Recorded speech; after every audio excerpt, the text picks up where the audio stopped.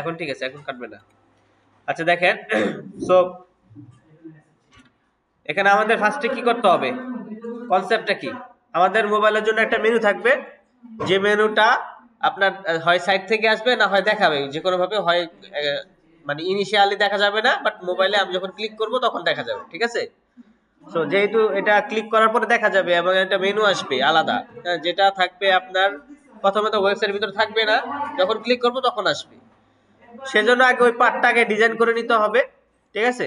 ওই পার্টটা ডিজাইন করে নিতে হবে কিভাবে, আপনার একটা সাইড বার, তার মানে একটা ডিভ কন্টেনারের ভিতরে আপনার ইউএল এলআই নিয়ে আপনি একটা মেনু ডিজাইন করবেন, ঠিক আছে। ওই কন্টেনারে একটা ডিভ থাকবে, একটা ক্লাস থাকবে, ওইটা নিয়ে আপনি ওটাকে হাইড করে রাখবেন এবং ওইখানে একটা আইডি দিয়ে ওইটাকে আপনি শো করাবেন, ঠিক আছে। সো দেখেন, এখন ওটা থাকবে কোথায়, আপনার থাকবে হলো যে বার, যে বারে ক্লিক করতেছেন ওই বারের সাথে আপনি দিতে পারেন, যেহেতু আপনার ডান সাইডে রাখবেন আপনি, এবং নেম বারের ভিতরে। সো আমি আমি কোথায় রাখছি, আমি দেখছি দেখেন, এই হলো আমার মেনু বারটা, যেটাতে আমি ক্লিক করব সেটার পরে রাখছি। আপনাদের এই মেনু বারটা যদি কোনো ডিভের ভিতরে হয়, আমারটা কিন্তু কোনো ডিভের ভিতরে না, দেখেন, হ্যাঁ। সো আপনি যদি কোনো কন্টেনার ডিভের ভিতরে রাখেন, তাহলে ওই কন্টেনারের ভিতরেই আপনি এই কন্টেনারটাকে আবার দিয়ে দিতে পারেন, ঠিক আছে। এই মোবাইল ফোনটাকে দিয়ে দিতে পারেন, অথবা এটার বাইরে দিতে পারেন, ঠিক আছে। যদি ওটার ভিতরে দেন তাহলে ওটার রিলেটিভ হবে কি, যেটা প্যারেন্ট থাকবে সেটা রিলেটিভ। আপাতত আমার এই ডিভের রিলেটিভ হলো ডাইরেক্ট নেমবার, ঠিক আছে। সো আমি নেমবারকে রিলেটিভ দিয়ে এটাকে আমি পজিশন অ্যাবসলিউট দিছি, ঠিক আছে। আচ্ছা আচ্ছা, এরপরে সো এই গেল। সো এখন আমি এখানে দিছি কোথায় দেখেন, এ আমার নেমবারের ভিতরে আমার এলো লোগো এবং মেনু, মাঝখানে মেনুটা, তারপরে আমার মেনু বারটা, তারপরে আমার এই মেনুটা, মোবাইল মেনুটা, ঠিক আছে। ওকে, এখন এটা ডিজাইন করার জন্য আমি কি করছি, সিএসএস এ গেছি। আচ্ছা, প্রথমত আমি দেখতেছিলাম যে আমার এটা ফ্লেক্স অবস্থায় আছে, এটা আমার কলাম বরাবর আসতেছে না। যেহেতু কলাম বরাবর আসতেছিল না, তাই গার্ড ধরে ওকে আমি কলাম বরাবর নিয়ে আসছি, ঠিক আছে। ফ্লেক্স ডাইরেকশন দিয়ে কলাম করে দিছি। আচ্ছা ম্যাম, আমি একটু বোঝাচ্ছি তো, ঠিক আছে। সো এবং এটার একটা ফিক্স উইথ দিয়ে দিছি, আপনি যদি উইথ দিয়ে দেন 100%, তাহলে ফুল স্ক্রিন দিয়ে দিবে না।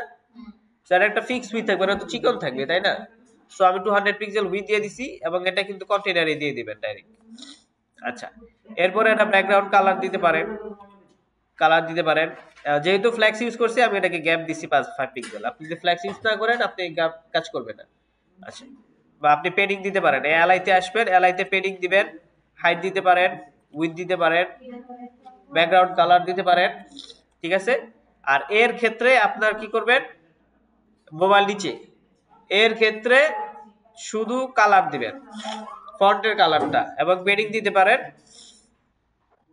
আচ্ছা, এবং ফন্টের সাইজ 20 পিক্সেল, ফন্টের ওয়েট, এই জিনিসগুলো দিতে পারেন, যেহেতু ওটা তো লেখাটা আছে এর ভিতরে, তাই না। সো লেখা জাতীয় টাইপোগ্রাফি রিলেটেড যে স্টাইলগুলো সেগুলো আপনি এর ভিতরে রাখবেন। আচ্ছা ওকে, সো এবার এখন মেনুটা যেহেতু আমার মানে আমার হেডার থেকে বাইরে থাকতে হবে, তাই না, মানে ইনিশিয়াল ওটা আসবে আর যাবে। সো যেহেতু এটা আমার একটা আলাদা এলিমেন্ট হইতে হবে, সেজন্য এটাকে করতে হবে অ্যাবসলিউট। সো এটাকে আমি কি করলাম, পজিশন অ্যাবসলিউট দিলাম, এন্ড রাইট থেকে একটা পজিশন বলে দিছি, টপ থেকে, টপের পজিশনটা বলি নাই, টপ থেকে দিয়ে দিতে পারেন টপ 0। ওকে, সো আমার মেনুর একটা পজিশন অ্যাবসলিউট দিয়ে দিছি এবং কোন পজিশনে থাকবে সেটা বলে দিলাম, ঠিক আছে। টপ থেকে 0 থাকবে এবং রাইট থেকে -200 পিক্সেল, মানে কি স্ক্রিনের বাইরে থাকবে, ঠিক আছে। তো যেহেতু আমি স্ক্রিনের বাইরে পাঠিয়ে দিচ্ছি, তো আমি কিন্তু এখন এটাকে যদি হাইড করার জন্য এটার যে প্যারেন্ট আছে সেটাকে ওভারফ্লো হিডেন দিয়ে দিতে পারি। ধরেন এটার প্যারেন্ট আমার কি আছে, যদি মেনু বারের ডিভ কন্টেনারের ভিতর আপনি এটা দেন, তাহলে মেনু বারটাকে আপনি ওভারফ্লো হিডেন দিয়ে দিলে আপনার কি করবে, ওর বাইরে যে এলিমেন্ট গুলো যাচ্ছে, সো বেসিক্যালি না, এটা ন্যাপ বারে দিতে হবে, ঠিক আছে। সো আমরা কি ন্যাপ বারে দিছিলাম না ওভারফ্লো হিডেনটা, কন্টেনারে দিছি না। সো কন্টেনারে দিতে পারেন, বডিতেও দিতে পারেন, দিলে বডির বাইরে মানে ওরা যাবে না আর কি, ঠিক আছে। সো ওভারফ্লো হিডেন দিয়ে দেখবেন যেন ওটা দেখা না যায়, ঠিক আছে। পজিশন -200 পিক্সেল করার পরে যেন ওইটা আবার দেখা না যায়। এরপরে আপনার ওটা আপনি স্ক্রিনের বাইরে চলে গেল, দেখা যাচ্ছে না, এখন ওটাকে আপনি স্ক্রিনের ভিতরে আনার জন্য আপনি কি করবেন, জাভাস্ক্রিপ্টের হেল্প নেবেন। ঠিক আছে, জাভাস্ক্রিপ্টে কি করবেন, জাভাস্ক্রিপ্টে আপনি আইডিটা ধরে, একটা আইডিটা ধরে যেটাতে ক্লিক করবেন সেটার আইডিটা ধরবেন, ধরে এটা ক্লিকের কাজ করবেন। আরেকটা আইডি ধরবেন যেটাকে শো করাবেন, রাইট, যেটাকে স্ক্রিনের বাইরে থেকে ভিতরে নিয়ে আসবেন। ঠিক আছে, সো এখানে দেখেন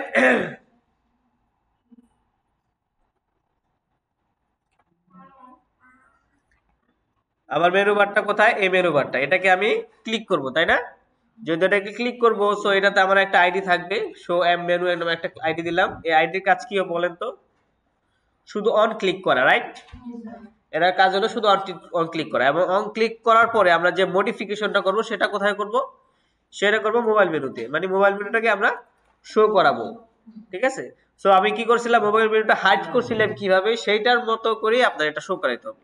আমি হাইড করছি হলো পজিশন অ্যাবসলিউট অবস্থায় রাইট -200 পিক্সেল দিয়ে, তার মানে আমাকে শো করাইতে হবে রাইট 0 দিয়ে। ঠিক আছে, সো এইভাবে আমি শো করাই দিব। সো তার মানে আমার এটা ক্লিক করলে এটা শো হচ্ছে। ঠিক আছে, জাস্ট এই দুইটা লাইন লিখলেই তো কাজ হয়ে যাবে। আমি এই শো মেনুটাকে অন ক্লিকে রাখলাম, রেখে এটাকে আমি কি করলাম, রাইট 0 দিয়ে দিলাম, তাহলে এই যে মোবাইল,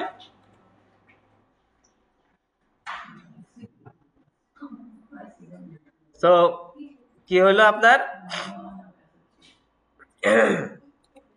এটাতে আমি রাইট 0 করে আমি স্ক্রিনে নিয়ে আসলাম। ঠিক আছে, এবং একটা ট্রানজিশন দিছিলাম কি জন্য সেটা তো আমরা জানি, তাই না? ট্রানজিশন দিছিলাম না, আস্তে আসে। আচ্ছা, এরপরে এখানে আমরা কি করছি, ক্লোজ বাটন দিছি, আমাদের ক্লোজ করতে হবে। সো ক্লোজ বাটন থাকবে কোথায়, যে মোবাইল মেনুটা আসবে ওটার ভিতরেই তো থাকতে হবে, তাই না? সো ওই মোবাইল মেনুটার কন্টেইনারটাকে যদি আপনি রিলেটিভ ধরে এটাকে আপনি যদি এই মোবাইল, এই যে বাটনটা ক্লোজ বাটনটা আমি এটা নিচে নিছি, সো এটাকে আপনি যদি আবার অ্যাবসলিউট করেন, তাহলে ওই যে এটার যে কন্টেইনার, এটা যে হাইট উইডথ এর ভিতরেই সে অ্যাবসলিউট হবে। এবং এটাকে আপনি বলে দিবেন, এই যে বলি, আচ্ছা অ্যাবসলিউট করা আছে, সো এটা রিলেটিভ দেওয়া দরকার নাই, সমস্যা নেই, কাজ করবে। সো এখন এই যে ক্লোজ বাটনটাকে আমি কি করছি, পজিশন অ্যাবসলিউট দিয়ে আমি টপ থেকে 0 এবং রাইট থেকে 0 করছি, তার মানে আমার যে মেনু বারটা থাকবে তার একদম কর্নারে সেটা দেখা যাবে, তাই না? সো এবং এটা আপনার ব্যাকগ্রাউন্ড কালার এবং কালার দিয়ে দিছি, এটা আপনার মতো আপনি করবেন। এটা আপনি ফাউন্ডেশনের আইকনও দিতে পারেন, ক্রস আইকনটা। সো এবার এটা ক্লিক করলে, এটা আইডিতে লিখছি দেখেন, এটা ক্লিক করলে যে আমাদের কি হবে, যে মেনুটা আমি শো করেছি সেটাকে আবার আমি স্ক্রিনের বাইরে নিয়ে যাব, তাই না? সো আমি এখন এটাকে ক্লিক ধরলাম, বাটন অন ক্লিক ধরলাম, ধরার পর এখন শোয়িং মেনু, যেটাকে আমি রাইট 0 দিয়ে স্ক্রিনের ভিতরে আনছিলাম, সেটাকে আবার আমি -200 পিক্সেল দিয়ে বাইরে নিয়ে গেলাম। ঠিক আছে, তার মানে এটা আমার হাইড হচ্ছে। ঠিক আছে, আচ্ছা, এরপরে আবার সেম এটাতেও ট্রানজিশন দিলাম যেন হাইড হওয়ার সময়টাও একটু আস্তে আস্তে হাইড হয়। ঠিক আছে, দ্যাটস ইট, ইজি অনেক। ঠিক আছে, সুপার ইজি। দেখেন শুধু এই দুইটা আইডির কাজ, এই দুইটা আইডির কাজ হলো আপনার শো করানোই করা। সিএসএস এর ভিতরে কি কাজ আছে, পজিশন অ্যাবসলিউট করে আপনার উইথ দেওয়া হয়েছে, হাইট দিয়ে দিয়েছে ফিট কন্টেন্ট, হাইট না দিলেও চলবে।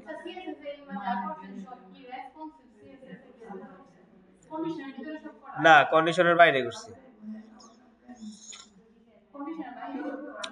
হ্যাঁ, কিন্তু আপনি কন্ডিশনের ভিতরে করাটাই মানে বেটার হবে, যেহেতু এটা মোবাইলের জন্য কাজ। ঠিক আছে, না আপনার তাহলে আবার ওই করতে হবে না, ডেস্কটপে দেখা যাবে, বুঝতে পারছেন? আমি যেহেতু কন্ডিশনের বাইরে করছি, তার মানে আমার ডেস্কটপে কিন্তু স্ক্রিনের বাইরে যাচ্ছে, তাই না? আপনি চাইলে মোবাইলের ভিতরে যদি করেন তাহলে ডেস্কটপে এটা হাইড করে দিবেন। এই মেনুটাকে আপনার ডেস্কটপের জন্য হাইড করে দিয়ে মোবাইল কন্ডিশনের ভিতরে বাকি কাজ করবেন এবং ওখানে ডিসপ্লে ফ্ল্যাক্স করবেন। ঠিক আছে,